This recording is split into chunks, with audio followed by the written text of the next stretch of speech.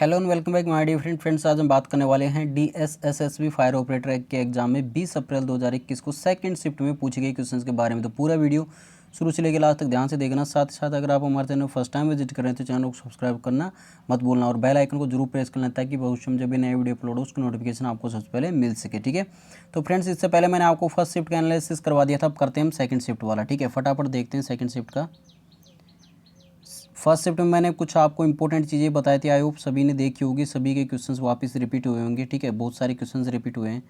चलिए हाँ जी, second shift का पहला क्वेश्चन। ठीक है, देखिए पहला क्वेश्चन क्या पूछा गया है यहाँ से कि डीआरडीओ की स्थापना कब की गई थी, ये आपसे पूछा गया था। तो 1958 यहाँ पे आपका राइट आंसर हो जाएगा। साथ में अगर आपसे डीआरडीओ की फुल फॉर्म पूछी जाए तो क्या होगी, defence research and development organisation. अगर आपसे मुख्यालय पूछा जाए तो डीआरडीओ भवन नई दिल्ली में इसका मुख्यालय। अगर अध्यक्ष पूछा जाए तो जी सतीश रेड्डी आपका अध्यक्ष हो जाएगा। ठीक है, नेक्स्ट क्वेश्चन देखते हैं यहाँ पे। क्वेश्चन नंबर 2 देखिए, मंत्रिपरिषद भारत के राष्ट्रपति को सलाह किस अनुच्छेद के तहत दे सकता है। तो आंसर होगा यहाँ पे अनुच्छेद 74 के अनुसार। ठीक है, मंत्रिपरिषद भारत के राष्ट्रपति को सलाह दे सकते हैं। ठीक है, मंत्रिपरिषद में प्रधानमंत्री भी आएंगे। ठीक है, तो प्रधानमंत्री राष्ट्रपति को सलाह दे सकता है 74 के अनुसार अनुच्छेद। एक क्वेश्चन आपसे कुछ इस प्रकार से पूछा गया था, एक निबल में कितने बीट होते हैं या फिर कुछ एक बाइट में कितने बीट्स होते हैं, इस प्रकार से क्वेश्चन पूछा गया था। ठीक है, तो यहाँ पे देखिए फ्रेंड्स, एक निबल की बात की जाए तो 4 बिट्स होते हैं, अगर एक बाइट की बात की जाए तो 8 बिट्स होते हैं। ठीक है, दोनों ही चीज़ें आपको याद रखनी है, निबल और बाइट्स। ठीक है, तो एक बाइट में 8 बिट्स होते हैं, एक निबल में 4 बिट्स होते हैं। ठीक है, चलिए नेक्स्ट क्वेश्चन देखते हैं। यहाँ पे क्वेश्चन 4 देखिए, वंदे भारत ट्रेन कब चलाई गई थी। तो 2019 में चलाई गई थी और कहाँ से कहाँ तक चलाई गई थी, नई दिल्ली से वाराणसी के बीच में ये चलाई गई थी। ठीक है, तो आपको दोनों ही चीज़ें याद रखनी है। चलिए नेक्स्ट क्वेश्चन देखते हैं। यहाँ पे वर्ल्ड टूरिज्म ऑर्गेनाइजेशन का मुख्यालय कहाँ पर स्थित है। तो आंसर होगा यहाँ पे मैड्रिड स्पेन में स्थित है। ठीक है, तो राइट आंसर हो जाएगा आपका मैड्रिड स्पेन। एक क्वेश्चन आपसे पूछा गया था, बल का मात्रक क्या होता है। तो बल की एसआई मात्रक क्या होती है, न्यूटन होती है। ठीक है, तो न्यूटन यहाँ पे आपका राइट आंसर हो जाएगा। एक क्वेश्चन आपसे पूछा गया था, सम्राट अशोक के पिता का नाम क्या था। तो बिंदुसार यहाँ पे आपका राइट आंसर हो जाएगा। चक्रवर्ती अशोक सम्राट बिंदुसार तथा रानी धर्मा का पुत्र था। अगर माता का नाम पूछा जाए तो क्या था, धर्मा। ठीक है, तो धर्मा और बिंदुसार, पिता का नाम पूछा जाए तो बिंदुसार। ठीक है, चलिए नेक्स्ट क्वेश्चन देखते हैं। यहाँ पे भारत के राष्ट्रपति और उनके कार्यकाल का कालानुक्रम पूछा गया था। ठीक है, तो 4 ऑप्शन दे रखे थे, तो चारों को मतलब आपको सेट करना था, रीअरेंजमेंट करना था उसका। राष्ट्रपति का कार्यकाल पहले कौन सा था, फिर उसके बाद में कौन सा था। ठीक है, आपको मैं पूरे राष्ट्रपति के कार्यकाल बता देता हूँ। यहाँ पे राजेंद्र प्रसाद पहले राष्ट्रपति थे, जिनका कार्यकाल कब से कब तक था, 26 जनवरी 1950 से 13 मई 1962 के बीच में। ठीक है, जन्म आपका 1884 से 1963 के बीच में इनका जीवन था। ठीक है, और ये कार्यकाल आप इनका 26 जनवरी 1950 से 13 मई 1962 तक। ठीक है, चलिए नेक्स्ट देखते हैं। डॉक्टर सर्वपल्ली राधाकृष्णन, कार्यकाल 13 मई 1962 से 13 मई 1967 के बीच में। नेक्स्ट आपका डॉक्टर जाकिर हुसैन, कार्यकाल 13 मई 1967 से 3 मई 1969। नेक्स्ट आपका वराहगिरी वेंकटगिरी। ठीक है, जो कार्यवाहक राष्ट्रपति हुए थे और उनका कार्यकाल 3 मई 1969 से जुलाई 20 जुलाई 1969 के बीच में इसका कार्यकाल था। नेक्स्ट बात करते हैं न्यायमूर्ति मोहम्मद हिदायतुल्लाह, तो इनका ये भी कार्यवाहक राष्ट्रपति थे और इनका कार्यकाल 20 जुलाई 1969 से 24 अगस्त 1969 तक इनका कार्यकाल था। नेक्स्ट बात करते हैं वराहगिरी वेंकटगिरी वापस राष्ट्रपति बने, तो इनका कार्यकाल था 24 अगस्त 1969 से 24 अगस्त 1974 के बीच में। ठीक है, नेक्स्ट बात करते हैं फखरुद्दीन अली अहमद, इनका कार्यकाल था 24 अगस्त 1974 से 11 फरवरी 1977 के बीच में। नेक्स्ट बात करते हैं बीडी जत्ती, इनका कार्यकाल था जो कि कार्यवाहक राष्ट्रपति थे। ठीक है, और इनका कार्यकाल 11 फरवरी 1977 से 25 जुलाई 1977 के बीच में था। नीलम संजीव रेड्डी सबसे यंगेस्ट राष्ट्रपति थे। ठीक है, तो इनका कार्यकाल था 25 जुलाई 1977 से 25 जुलाई 1982 तक। आपसे पूछा जाए कि सबसे यंगेस्ट राष्ट्रपति कौन बने तो नीलम संजीव रेड्डी यहाँ पे आपका करेक्ट आंसर होगा। ज्ञानी जैल सिंह, इनका कार्यकाल 25 जुलाई 1982 से 25 जुलाई 1987 तक। ठीक है, नेक्स्ट है आर वेंकट रमन, इनका कार्यकाल 25 जुलाई 1987 से 25 जुलाई 1992 तक था। नेक्स्ट बात करते हैं हम शंकर दयाल शर्मा, डॉक्टर शंकर दयाल शर्मा, इनका कार्यकाल 25 जुलाई 1962 से 25 जुलाई 1992 से 25 जुलाई 1997 तक था। के आर नारायणन का कार्यकाल 25 जुलाई 1997 से 25 जुलाई 2002 तक था। नेक्स्ट बात करते हैं डॉक्टर एपीजे अब्दुल कलाम का, तो 25 जुलाई 2002 से 25 जुलाई 2007 तक इनका कार्यकाल था। नेक्स्ट बात करते हैं श्रीमती प्रतिभा देवी सिंह पाटिल का, तो इनका कार्यकाल 25 जुलाई 2007 से 25 जुलाई 2012 तक था। नेक्स्ट बात करते हैं श्री प्रणब मुखर्जी का, तो कार्यकाल 25 जुलाई 2012 से 25 जुलाई 2017 तक था। अब वर्तमान में जो हैं वो कौन है, श्री रामनाथ कोविंद है, ठीक है। तो इनका कार्यकाल है 25 जुलाई 2017 से अब तक चल रहा है, ठीक है। तो ये सभी राष्ट्रपति थे। तो इनका कार्यकाल आपने देख लिया, तो आपको इनके अकॉर्डिंग ही इसका अरेंजमेंट करना था। चलिए नेक्स्ट क्वेश्चन देखते हैं। गांधी जी द्वारा किए गए आंदोलनों का क्रम क्या है, तो आंसर होगा, देखिए पहला सत्याग्रह किया था उन्होंने, चंपारण सत्याग्रह था जो 1917 में किया गया था। नेक्स्ट था उनका खेड़ा सत्याग्रह जो 1918 में किया था। नेक्स्ट बात करते हैं असहयोग आंदोलन किया था जो कि 1920 में किया था। नेक्स्ट उन्होंने किया था नमक सत्याग्रह जो कि 1930 में किया था। नेक्स्ट बात करते हैं दलित आंदोलन किया था जो कि 1933 में किया था। एक किया था उन्होंने भारत छोड़ो आंदोलन जो कि 1942 में किया था। तो ये सभी प्रमुख जितने भी इंपॉर्टेंट आंदोलन थे वो मैंने आपको बता दी, 6 के 6। तो इनमें से जो भी था आपका राइट आंसर हो जाता। नेक्स्ट क्वेश्चन देखिए यहाँ पे, जब इंटरनेट के द्वारा कोई इंटरनेट में एक्सेस करता है तो इस एक्सेस करने की जो प्रणाली है उसे हम क्या कहते हैं, तो आंसर होगा यहाँ पे एक्स्ट्रा नेट उसको बोला जाता है, ठीक है। एक क्वेश्चन आपसे पूछा गया था पे, हाल ही में 2021 का पद्म विभूषण पुरस्कार किसे मिला, तो जापान के पूर्व प्रधानमंत्री शिंजो आबे को पद्म विभूषण 2021 मिला था। और पद्म भूषण की बात करें तो रामविलास पासवान को ये मिला था। नेक्स्ट बात करते हैं क्वेश्चन नंबर 12, स्वाइन फ्लू किस वायरस से होता है, तो स्वाइन फ्लू किस वायरस से होता है, तो H1N1 नामक वायरस से होता है। ये वायरस सुअरों से इंसानों तक फैला था, ये भी आपको याद रखना है, ठीक है।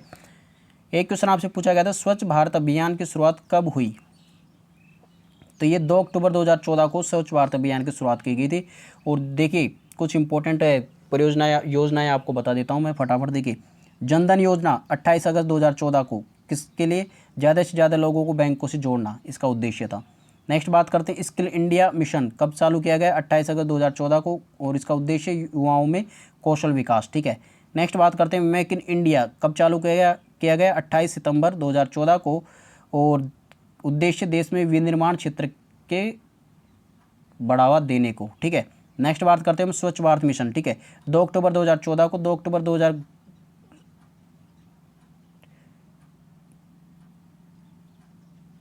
2019 है यहाँ पे फ्रेंड, 2 अक्टूबर 2019 तक देश को एक स्वच्छ भारत बनाना था, ठीक है।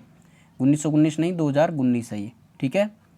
नेक्स्ट बात करते हैं यहाँ पे सांसद आदर्श ग्राम योजना, ये 11 अक्टूबर 2014 को शुरुआत की गई थी। और उद्देश्य था प्रत्येक सांसद द्वारा एक गांव को गोद लेकर विकसित करना, ठीक है। नेक्स्ट आपका श्रमेव जयते योजना, ठीक है। तो ये 16 अक्टूबर 2014 को चालू की गई और इसका उद्देश्य था श्रमिक विकास को समर्पित योजना थी। नेक्स्ट आपका बेटी बचाओ बेटी पढ़ाओ, इंपॉर्टेंट है, 5 स्टार है, ठीक है। तो ये योजना 22 जनवरी 2015 को चालू की गई थी। और इस योजना का लक्ष्य था क्या, इस योजना का लक्ष्य लड़कियों को पढ़ाई के जरिए सामाजिक और वित्तीय तौर पर आत्मनिर्भर बनाना है, ठीक है। नेक्स्ट बात करते हैं हृदय योजना, ये चालू की गई थी 21 जनवरी 2015 को। उद्देश्य क्या था, विश्व विरासत स्थलों की देखभाल करना और इन शहरों का आर्थिक विकास करना, ठीक है। नेक्स्ट बात करते हैं प्रधानमंत्री मुद्रा योजना, 8 अप्रैल 2015 को ये चालू की गई थी। और इसका उद्देश्य था छोटे कारोबारियों को 50,000 से लेकर 10 लाख तक का ऋण प्रदान करना, ठीक है। एक है आपका उजाला योजना, ठीक है, सबसे ज़्यादा पूछा जाता है ये। 1 मई 2015 को इसको चालू किया गया था। और इसका उद्देश्य था बिजली की खपत को कम करने के लिए एलईडी बल्बों का कम मूल्य पर वितरण, ठीक है। नेक्स्ट आपका अटल पेंशन योजना, ठीक है। अटल पेंशन योजना चालू की गई थी 9 मई 2015 को। और इसका उद्देश्य था 18 से 40 वर्ष के असंगठित क्षेत्र के लोगों के लिए मासिक पेंशन चालू करना। नेक्स्ट आपका प्रधानमंत्री जीवन ज्योति बीमा योजना चालू किया गया 9 मई 2015 को। 18 से 50 वर्ष के लोगों के लिए 2 लाख का जीवन बीमा 330 रुपये सालाना का प्रीमियम से दिया जा रहा है, ठीक है। नेक्स्ट आपका प्रधानमंत्री सुरक्षा बीमा योजना 9 मई 2015 को ये चालू की गई थी। और इसका उद्देश्य था 18 से 70 वर्ष के लोगों के लिए साधारण बीमा या दुर्घटना बीमा 2 लाख का और 12 रुपये प्रति वर्ष के हिसाब से ये चालू किया गया है, ठीक है। नेक्स्ट बात करते हैं स्मार्ट सिटी योजना, 25 जून 2015 को चालू की गई। और इसका लक्ष्य था 2015 से 2020 तक देश के 100 चुने हुए शहरों को स्मार्ट शहर के रूप में विकसित करना। नेक्स्ट बात करते हैं अमृत योजना, ठीक है। अमृत योजना 25 जून 2015 को चालू की गई। उसका उद्देश्य था 1 लाख से अधिक जनसंख्या वाले 500 से अधिक शहरों में सभी आधारभूत सुविधाओं का विकास करना, ठीक है। नेक्स्ट आपका डिजिटल इंडिया मिशन 2 जुलाई 2015 को चालू किया गया, सभी सरकारी सेवाओं को इलेक्ट्रॉनिक तरीके से जनता को उपलब्ध करना, ये इसका उद्देश्य था। एक था आपका स्वर्ण मौद्रीकरण योजना, 5 नवंबर 2015 को चालू किया गया, गृह में अन्य संस्थानों में निष्क्रिय पड़े सोने को उत्पादक कार्यों में लगाना इसका लक्ष्य था। नेक्स्ट आपका स्वर्ण बॉन्ड योजना, ये चालू की गई 5 नवंबर 2015 को, उद्देश्य था निवेश के लिए सोना खरीदने वालों को सोने की वास्तविक डिलीवरी के स्थान पर स्वर्ण मूल्य के अंकित बॉन्ड्स की बिक्री, ठीक है। नेक्स्ट आपका उदय योजना, उदय योजना 2015 में चालू की गई और इसका लक्ष्य था सार्वजनिक क्षेत्र की बिजली वितरण कंपनियों को घाटे से उबारना था, ठीक है, इसका उदय का लक्ष्य था। नेक्स्ट है स्टार्टअप इंडिया, चालू किया गया 16 जनवरी 2016 को, इसका उद्देश्य नए उद्यमों को बढ़ावा देना था, ठीक है। एक था आपका सेतु भारतम योजना, सबसे ज़्यादा इंपॉर्टेंट है, 5 स्टार, 4 मार्च 2016 को चालू किया गया, राष्ट्रीय राजमार्गों को रेलवे क्रॉसिंग सहित रहित बनाने के लिए ओवर और अंडर ब्रिज का निर्माण करना इसका मुख्य लक्ष्य था। नेक्स्ट आपका स्टैंड अप इंडिया, 5 अप्रैल 2016 को चालू किया गया, अनुसूचित जाति जनजाति और तथा महिलाओं उद्यमियों को नई कंपनियों स्थापित करने हेतु 10 लाख से 1 करोड़ रुपए तक का ऋण देना था इसका लक्ष्य, ठीक है। नेक्स्ट आपका ग्रामोदय से भारत उदय, ये 14 से 24 अप्रैल 2016 को चालू की गई थी। देश में लक्ष्य था इसका देश में सही विकास के लिए गाँवों का विकास पर बल देना, ठीक है। नेक्स्ट आपका प्रधानमंत्री उज्ज्वल योजना, उज्ज्वला योजना, ठीक है, 1 मई 2016 को चालू की गई और गरीबी रेखा से नीचे के परिवारों के लिए रियायती मूल्य पर एलपीजी गैस कनेक्शन उपलब्ध कराना इसका मुख्य लक्ष्य था।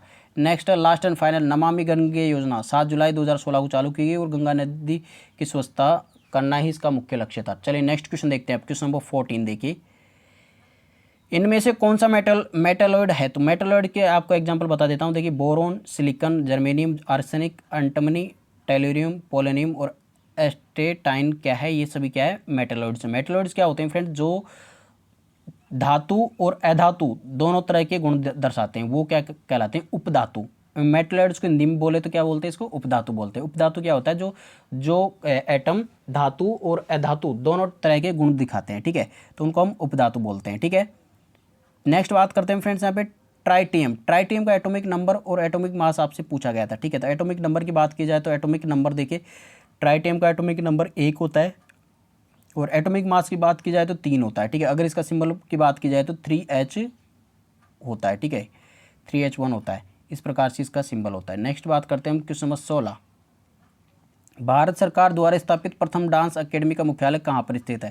तो रविंद्र भवन नई दिल्ली में स्थित है। नाम है इसका संगीत नाटक अकेडमी। स्थापना वर्ष 28 जनवरी 1953 में इसको स्थापित किया गया था।